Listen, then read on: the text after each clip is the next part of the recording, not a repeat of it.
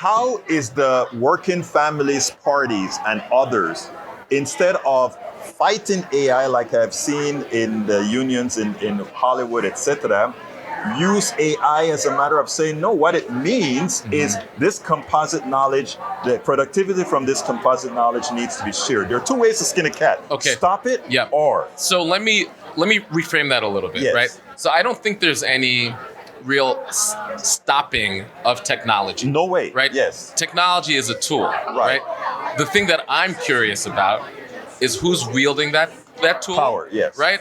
The other questions I'm curious about is that who is realizing the upside from Yes. engaging that tool, and if there is a downside, who has to hold the downside? Right. It is a system question. Right. Right?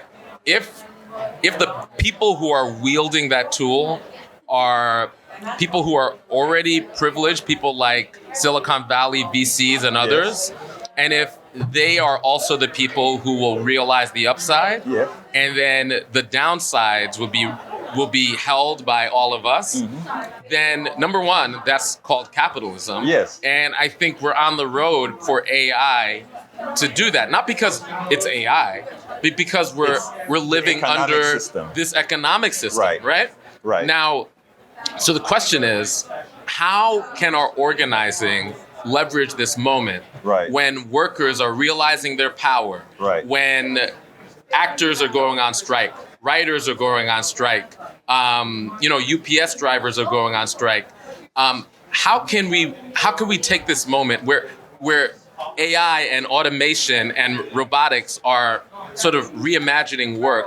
How can we use that as an occasion to lead, right? And so what I'm interested in, what is going to be the social justice application of this technology, right? And then also, what are the systems applications? How can we perhaps have a different economic system, right? Where, all right, if this technology, right, is creating more productivity and creating more value, how can we realize the value? Because when you look at all of these technologies, from automation to AI to they're leveraging the commons. That's my point. So they're leveraging the commons. They're leveraging what is our common value, right? For example, AI is just like pulling in knowledge from everybody.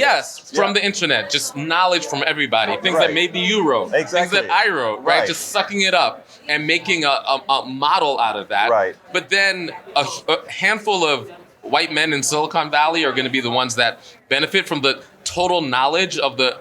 So how can we have public policy in place, right, that says if we're going to realize these benefits, perhaps from automation, from the attention economy, and these algorithms, from AI, all of these tools, how can the public policy be put in place to ensure that the wealth and the capacity that is derived from these things benefit the commons that actually built these things? And a lot of these things, like for example, like Elon and Tesla, right? They didn't like do Tesla, anything. but first of all, Elon didn't start Tesla, right? But that's a whole other thing. But Tesla benefited from a huge government contracts, right? That's one of the reasons why Tesla's Tesla, right? Yeah. And then so many things we overlook as part of the commons, like the interstate highways, the intranet, the infrastructure of the internet, a lot of the research and development coming out of our public institutions, our public universities, right? So the public is creating this infrastructure and the groundwork for these businesses and for these VC people to be able to even benefit, right? And there's the public knowledge on the internet was created by us. There should be public policy put in place, and it can't just be U.S. because this technology is everywhere. Global public policy put in place to ensure that we, as humanity, can actually benefit from the capacity that's being built from these technologies. And that is on us and our organizing. And we need to constrain these corporations to hold them accountable to make that happen.